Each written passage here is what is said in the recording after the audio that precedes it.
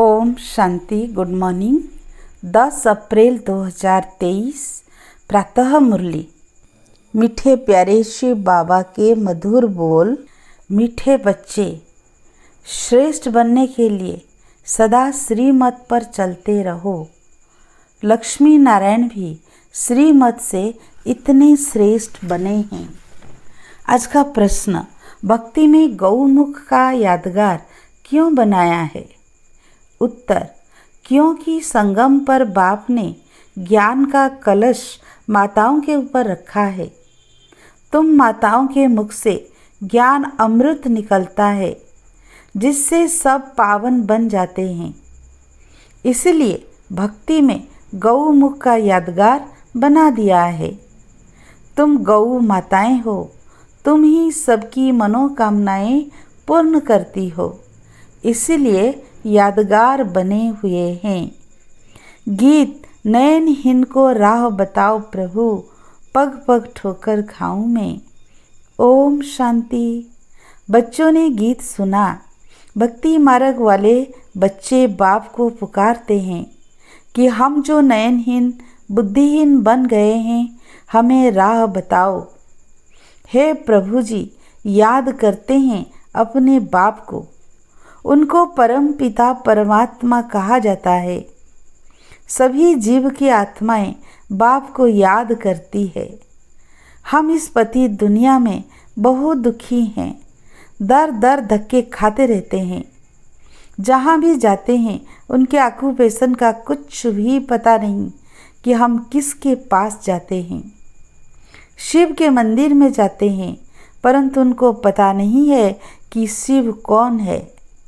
जहाँ भी जाएंगे जाकर माथा टेकेंगे, जानते नहीं कि वो कौन है, कब आए हैं, कब आए थे।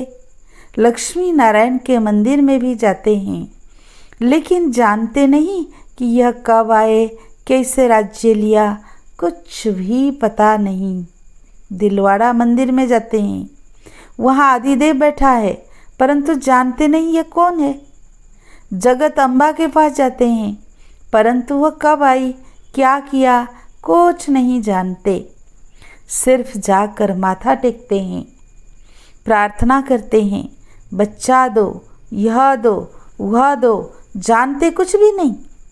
गौमुख पर जाते हैं, कितने मेहनत करके सीढ़ी उतरते चढ़ते हैं, पता कुछ भी नहीं कि वहाँ क्या रखा है। एक पत्थर का गौमुख बनाया है। कहते हैं गौ के मुख से गंगा जल निकलता है। अब जानवर के मुख से अमृत थोड़े ही निकलता। तीर्थों पर जाते हैं, किसी के भी ऑक्यूपेशन को नहीं जानते हैं कि यह कब आए, क्या आकर किया, हम क्यों पूछते हैं। बुद्धिहीन होने कारण पुकारते हैं, हे प्रभु, हे बाबा, क्योंकि वह सबका बाप है। मनुष्य के 3 बाप कहे जाते हैं। एक है आत्माओं का बाप शिव, दूसरा सारे मनुष्य सृष्टि अथवा मनुष्य सिजरे का रचयिता प्रजापिता ब्रह्मा, तीसरा फिर लौकिक बाप। भक्त भी एक भगवान को याद करते हैं कि नयनहीन को आकर राह दिखाओ, जो हम सदा ऐसे बने। यह कलयुग तो है ही दुखधाम, सतयुग है सुखधाम, और जहाँ से हम आत्माएं पाठ बजाने आती है, उनको शांति धाम कहा जाता है।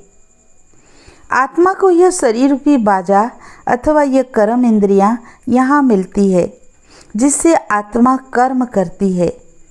आत्मा तो है अविनाशी, शरीर है विनाशी। आत्मा है पारलौकिक परम पिता परमात्मा की संतान, शरीर है लौकिक बाप की संतान। आत्मा का बाप एक ही है, उनको याद करने से वर्षा मिलता है। बेहद के शांति और सुख का वर्षा कोई मनुष्य मात्र से मिल नहीं सकता है। चाहे कोई भी हो, ब्रह्मा विष्णु शंकर को भी देवता कहा जाता, परमात्मा एक शिव है। शिव परमात्माय नमः, ब्रह्मा परमात्माय नमः नहीं कहेंगे। तो यह भी जो मंदिर आदि हैं उनके ऑक्यूपेशन को कोई नहीं जानते। ऊंच से ऊंच परम पिता परमात्मा शिव है। फिर रचना रचते हैं ब्रह्मा विष्णु शंकर की। शिव निराकार अलग है, शंकर आकारी देवता है, परमात्मा एक है। यह पहली अच्छी रीति समझाना चाहिए। पहले तो बाप को जानना चाहिए, जो बाप स्वर्ग का रचता है। मनुष्य तो भक्ति में धक्के खाते रहते हैं। लक्ष्मी नारायण तो है स्वर्ग के मालिक, वहाँ तो सदैव सुख ही सुख है। यहाँ सभी दुखी हैं, यह दुनिया ही पतित है। सतयुग में भारत पवित्र गृहस्थ आश्रम था, यथा राजा रानी तथा प्रजा सब पावन थे। पतित को पावन बनाने वाला एक ही परम पिता परमात्मा है। राधे कृष्ण सतयुग के प्रिंस प्रिंसेस हैं, जो स्वयंवर बाद लक्ष्मी नारायण बनते हैं। स्वर्ग को कहा जाता है शिवालय। अब बाप सबको पावन बना रहे हैं इन भारत माताओं द्वारा, जिन्हों पर ही ज्ञान का कलश रखा जाता है। भारत में पवित्र राज्य था, अभी है अपवित्र राज्य। गृहस्थ धर्म के बदले गृहस्थ अधर्म हो गया है। फिर बाप आकर पावन बनाते हैं। बाप आत्माओं से बात करते हैं, मैं परम पिता परमात्मा आया हूँ। आत्मा परमात्मा अलग रहे बहुकाल, तुम बहुत समय के बिछड़े हुए हो। अब कलयुग रोगी पतित कौड़ी तुल्य बन गए हो। फिर तुमको अगर मेरे जैसा बनना है तो पुरुषार्थ करो। यह भारत माता शक्ति अवतार है। यह शिव बाबा को अपना बाप मानती है। उनसे योग लगाने से शक्ति मिलती है, जिससे 5 विकारों पर जीत पाकर माया जीते जगत जीत बनते हैं। यह हार जीत का खेल है। यह वर्ल्ड की हिस्ट्री ज्योग्राफी समझने से तुम चक्रवर्ती राजा बन सकते हो। बाप ही स्वर्ग के लिए पवित्रता सुख शांति का वर्षा देते हैं। यह राजयोग है, हठयोगी राजयोग सिखा न सके। अभी तुम बच्चों को श्रीमत मिलती है, जिससे तुम श्रेष्ठ बन रहे हो। रावण की मत से तुम भ्रष्ट बने हो। भारत अब रावण की मत पर चलने से इतना दुखी कंगाल बना है। जगदम्बा सबकी मनोकामनाएं पूर्ण करने वाली थी, वह भी माता थी। जगदम्बा ने श्रीमत पर भारत को स्वर्ग बनाया था, इसलिए उनकी इतनी महिमा गाई जाती है। पवित्रता के बिगैर तुम पवित्र दुनिया का मालिक बन नहीं सकेंगे। आधा कल भक्ति मार्ग चलता है। अब बाबा कहते हैं फिर पावन दुनिया का मालिक बनना है तो आकर समझो। अब श्रीमत मिलती है तो उन पर चलना है। मेरा तो एक शिव बाबा, दूसरा ना कोई। मनुष्य तो 84 जन्म लेते हैं। तुम शक्तियाँ हो। शिव बाबा से योग लगाने से तुमको शक्ति मिलती है, नहीं तो कभी स्वर्ग के मालिक बन ही नहीं सकेंगे। पारलौकिक बाप से 21 जन्म का वर्षा मिलता ही है संगम पर। इसीलिए पुरुषार्थ करना है, बच्चों का भी कल्याण करना है, फिर स्वर्ग के मालिक बन जाएंगे। यह राजयोग की पाठशाला है। भगवान वाच, बच्चे मैं तुमको राजयोग सिखलाता हूँ, जिससे तुम राजाओं का राजा स्वर्ग के मालिक बनेंगे। सिर्फ बाप को याद करो तो अंतमति सोगति हो जाएगी। बाप सुखधाम में भेज देंगे। बाबा कहते हैं मैं ही आकर सबको शांति धाम सुख धाम में ले जाता हूँ। सतयुग त्रेता में यह भक्ति आदि होती नहीं, वहाँ तो 21 जन्म अथाह सुख है। अब बाबा कहते हैं इस रावण पर जीत पहनो। विकार के लिए शादी करना अपनी बर्बादी करना है। परमपिता परमात्मा ने ऑर्डिनेंस निकाला है कि पवित्र बनो तो जगत का मालिक बनेंगे। इस दुख धाम से शांति धाम सुख धाम में चलना चाहते हो तो यह बातें समझो। तुम जानते हो सिवाय बाप के कोई भी मनुष्य को भगवान कहना रॉन्ग है। भगवान है ही एक। अभी तुम बच्चे शिव परमात्मा की, ब्रह्मा विष्णु शंकर की, लक्ष्मी नारायण आदि सब की बायोग्राफी जानते हो। अब तुम श्रीमत से ऐसे लक्ष्मी नारायण समान श्रेष्ठ बन सकते हो। पवित्र तो जरूर बनना है। परमपिता परमात्मा की श्रीमत पर एक बाप को याद करते रहेंगे और पवित्र बनेंगे तो 21 जन्म का राज्य भाग्य मिलेगा। कितनी सहज बात है। यह समझने से तुम भक्ति के धक्कों से, रोने पिटने से 21 जन्म छूट सकते हो। समझाना है सतयुग की स्थापना कैसे होती है, फिर यह चक्र कैसे फिरता है। सारे वर्ल्ड की हिस्ट्री ज्योग्राफी को समझो। यह तो मनुष्य ही समझेंगे। एक बाप की श्रीमत पर चलना है। सर्व पर दया तो एक बाप ही करते हैं। वह ज्ञान का सागर, सुख का सागर है। वही इन माताओं को ज्ञान का कलश देते हैं जिससे यह सबको पावन बना सकती है। बाकी पानी की गंगा पावन नहीं बना सकती है। यह गौ माताएं हैं जिन्हों को ज्ञान का कलश मिलता है। यहाँ तो पढ़ाई है, पढ़कर देवता बनना है। ब्राह्मण, देवता, क्षत्रिय, वैश्य और शूद्र यह वर्ण है। ऐसे यह 84 जन्मों का चक्र फिरता रहता है। इस चक्र को जानने से तुम चक्रवर्ती राजा रानी बन सकते हो। अच्छा, बाप दादा और मीठी मीठी जगदम्बा माँ का सिकीलधे बच्चों प्रति याद, प्यार और गुड मॉर्निंग। रूहानी बाप की रूहानी बच्चों को नमस्ते। हम रूहानी बच्चों की रूहानी बाप दादा को याद, प्यार, गुड मॉर्निंग, नमस्ते नमस्ते। शुक्रिया बाबा, शुक्रिया शुक्रिया। धारणा के लिए मुख्य सार। पहला पॉइंट, पवित्रता के बल से श्रीमत पर चल भारत को स्वर्ग बनाने की सेवा करनी है। सबको एक बाप का ऑर्डिनेंस सुनाना है कि पवित्र बनो तो पवित्र दुनिया के मालिक बनेंगे।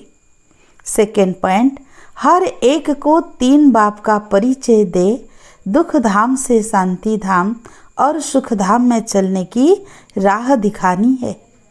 भटकने से छुड़ाना है। आज का वरदान, मर्यादा पुरुषोत्तम बन सदा उड़ती कला में उड़ने वाले नंबर 1 विजयी भव। नंबर 1 की निशानी है हर बात में विन करने वाले। किसी भी बात में हार न हो, सदा विजयी।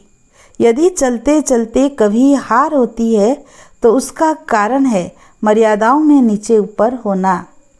लेकिन यह संगम युग है, मर्यादा पुरुषोत्तम बनने का युग। पुरुष नहीं, नारी नहीं, लेकिन पुरुषोत्तम है। इसी स्मृति से सदा रहो तो उड़ती कला में जाते रहेंगे, नीचे नहीं रुकेंगे। उड़ती कला वाला सेकंड में सर्व समस्याएं पार कर लेगा। आज का स्लोगन, एक बाप के श्रेष्ठ संग में रहो तो दूसरा कोई संग प्रभाव नहीं डाल सकता। मातेश्वरी जी के अनमोल महावाक्य। हम मनुष्य आत्माओं को पहले पहले कौन सी मुख्य पॉइंट बुद्धि में रखनी है जिस पर खूब अटेंशन रखना है? पहले पहले तो अपने को यह पक्का निश्चय रखना है कि हमको पढ़ाने वाला कौन है। दूसरी पॉइंट है, हम सभी मनुष्य आत्माएं हैं और परमात्मा हमारा पिता है। हम आत्मा बच्चे और परमात्मा बाप दोनों अलग अलग चीज है। तीसरी पॉइंट, ईश्वर बेअंत भी नहीं है, ईश्वर सर्वत्र भी नहीं है। अब यही नॉलेज बुद्धि में रखनी है। इसलिए अपनी नॉलेज औरों से न्यारी है। भले दुनियावी मनुष्य समझते हैं कि हमको परमात्मा का ज्ञान है। अब उनसे पूछो, आप में कौन सा ज्ञान है? तो कहेंगे ईश्वर सर्वव्यापी है। अब परमात्मा तो कहता है मेरा ज्ञान मेरे द्वारा ही मिलता है। जैसे बारिस्टर द्वारा बारिस्टरी, डॉक्टर द्वारा डॉक्टरी सीखी जाती है। भल वहाँ बारिस्टर भी अनेक होते हैं। एक बारिस्टर से ना पढ़ा तो दूसरा पढ़ाएगा, एक डॉक्टर से ना पढ़ा तो दूसरा डॉक्टर पढ़ाएगा। मगर यह ईश्वरीय नॉलेज शिवाय एक परमात्मा बिगर कोई भी मनुष्य आत्मा, चाहे साधु संत महात्मा हो, वो भी नहीं पढ़ा सकेगा। तो हम कैसे समझे कि इन्हों में कोई परमात्मा का ज्ञान है। और चौथी पॉइंट, परमात्मा युगे युगे नहीं आता, बल्कि परमात्मा कल्प कल्प एक ही बार इस संगम युग पर अर्थात कलयुग के अंत और सतयुग के आदि संगम पर आता है और अनेक अधर्मों का विनाश कराए एक आदि सनातन सत धर्म की स्थापना कराता है। अब लोग कैसे कहते हैं कि परमात्मा युगे युगे आता है, और ऐसे भी कहते हैं गीता का भगवान श्री कृष्ण वो द्वापर में आया है। अब इन सभी बातों को सिद्ध करना है। गीता का भगवान श्री कृष्ण नहीं है, शिव परमात्मा है, और वो भी द्वापर में नहीं आता, संगम पर आया है। पांचवी पॉइंट, गुरु बिगर घोर अंधियारा कैसे हुआ? वो गुरु कौन है? मनुष्य सृष्टि उल्टा झाड़ कैसे हैं? और हमको अपने 5 विकारों पर जीत कैसे पहननी है? छठी पॉइंट, हम वही पांडव योद्धे हैं जिसके साथ साक्षात परमात्मा है, उसी तरफ ही जीत है। और 7वीं पॉइंट, परमात्मा खुद सर्वशक्तिमान है, तो जिन्होंने परमात्मा का पूरा साथ लिया है उन्हों को ही परमात्मा द्वारा लाइट माइट दोनों ताज मिलते हैं। अब यह सभी बातें बुद्धि में रखना, इसको ही ज्ञान कहा जाता है।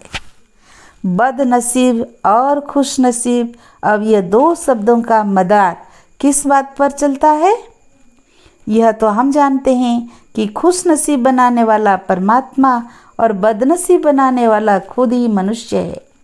जब मनुष्य सर्वदा सुखी है तो उन्हों को अच्छी किस्मत कहते हैं, और जब मनुष्य अपने को दुखी समझते हैं तो अपने को बदनसीब समझते हैं। हम ऐसे नहीं कहेंगे कि बदनसीब व खुश नसीब कोई परमात्मा द्वारा मिलती है, नहीं, यह समझना बड़ी मूर्खता है। परमात्मा तो हमें खुश नसीब बनाता है, परंतु तकदीर को बिगाड़ना व बनाना ये सब कर्मों के ऊपर ही मदार है। ये सब मनुष्यों के संस्कारों के ऊपर ही है। फिर जैसे पाप और पुण्य का संस्कार बढ़ता है वैसे तकदीर बनती है, परंतु मनुष्य इस राज को न जानने के कारण परमात्मा के ऊपर दोष रखते हैं। अब देखो, मनुष्य अपने को सुखी रखने के लिए माया के कितने तरीके निकालते हैं। फिर उस माया से ही कोई अपने को सुखी समझते हैं और कोई फिर उसी ही माया का संन्यास कर माया को छोड़ने से अपने को सुखी समझते हैं। मतलब तो कई प्रकार के प्रयत्न करते हैं, परंतु इतने तरीके करते भी रिजल्ट दुख की तरफ जा रही है। जब सृष्टि पर भारी दुख होता है तब उसी समय स्वयं परमात्मा आए गुप्त रूप में अपने ईश्वरीय योगा पावर से दैवी सृष्टि की स्थापना कराए सभी मनुष्य आत्माओं को खुशकिस्मत बनाते हैं। अच्छा, ओम शांति।